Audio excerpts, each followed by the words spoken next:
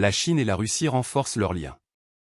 Après la visite d'une semaine du leader nord-coréen, Kim Jong-un, c'est au tour du ministre chinois des Affaires étrangères de se rendre, ce lundi, en Russie. Un communiqué du ministère chinois aux Affaires étrangères précise que le ministre chinois, M. Wang Yi, se rendra à Moscou sur l'invitation de Nikolaï Patrouchev, secrétaire du Conseil de sécurité de la Fédération de Russie, pour participer à la 18e séance des consultations de sécurité stratégique Chine-Russie. Le communiqué a rappelé que la Chine et la Russie sont des alliés de longue date et que leur partenariat est sans limite dans les domaines de la coopération économique et militaire.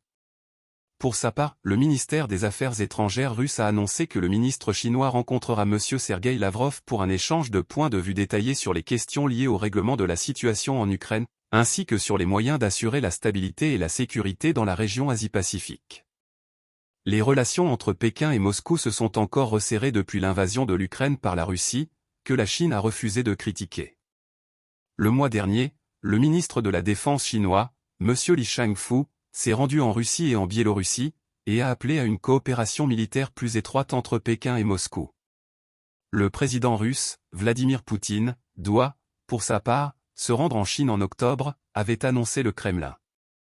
La Chine a cherché à se positionner comme une partie neutre dans la guerre en Ukraine, tout en offrant à la Russie un appui diplomatique et financier crucial.